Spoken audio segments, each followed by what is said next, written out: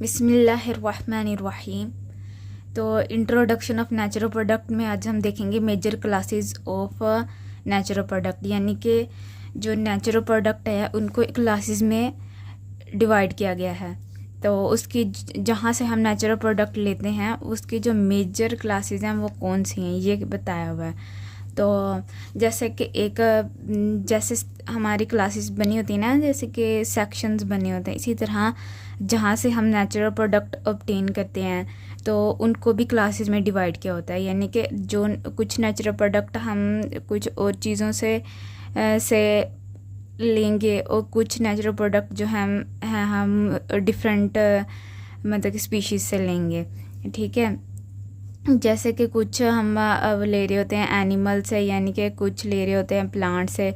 तो इसी तरह से ना ये ऐसे और भी बहुत सी स्पीशीज़ होती हैं जिनसे हम नेचुरल प्रोडक्ट ऑब्टेन कर रहे हैं। तो फिर इनको ना एक क्लासेस में डिवाइड कर दिया जाता है, यानी कि उनको डिवाइड कर दिया जाता है 1 2 3 इस तरह से। अच्छा, तो सबसे पहली जो हमारे पास क्लास होगी नेचुरल प्रोडक्ट की वो होती है पेप्टाइड्स।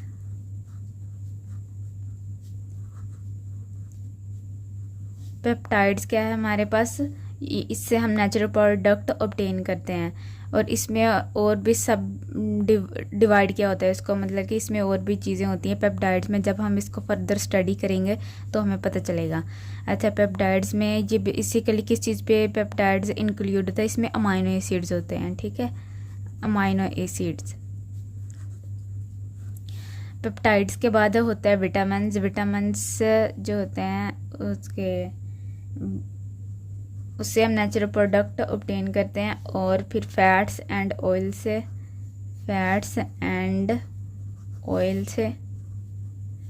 क्या करते हैं, नेचुरल प्रोडक्ट लेते हैं। ये इसकी कौन सी क्लासेस हैं, ये इसकी peptide, vitamin, fats and oil. And उसके बाद टर्पीन्स,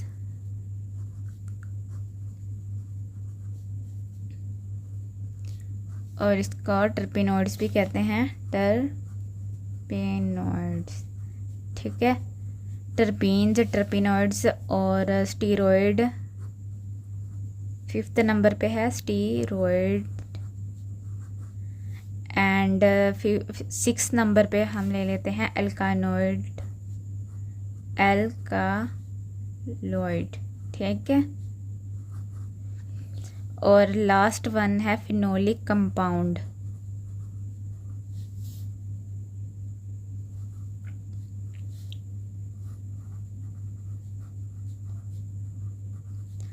और फिनोलिक कंपाउंड को हम फ्लेवानोइड भी कहते हैं, फ्लेवोनोइड कहेंगे, फ्लेवोनोइड, ठीक है।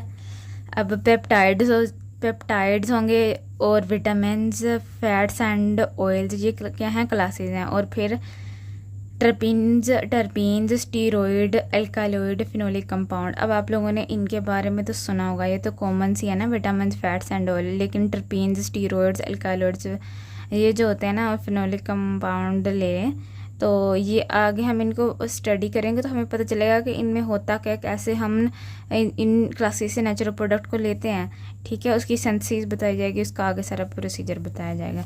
तो वो नेक्स्ट हम पढ़ेंगे इसको डिटेल में।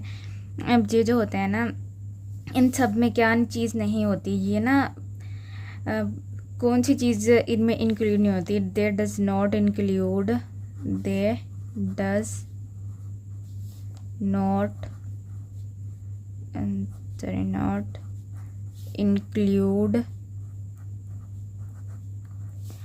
प्रोटीन।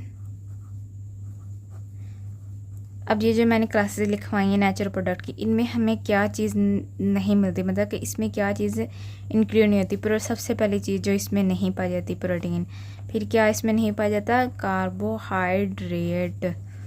और जो लास्ट में इस पर क्या चीज़ नहीं पाई जाएगी, प्लस करके इधर लिख लेते हैं, एक तो प्रोटीन, कार्बोहाइड्रेट्स और सबसे न्यूक्लिक एसिड।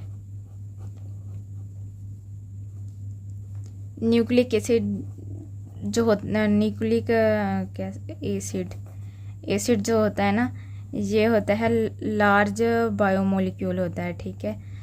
तो और इसके बाद हम जो इनका मोलिकुलर वेट है वो कितना होना चाहिए, मोलिकुलर वेट होना चाहिए 150 से ज़्यादा, लेकिन कहाँ तक होना चाहिए, 800 तक।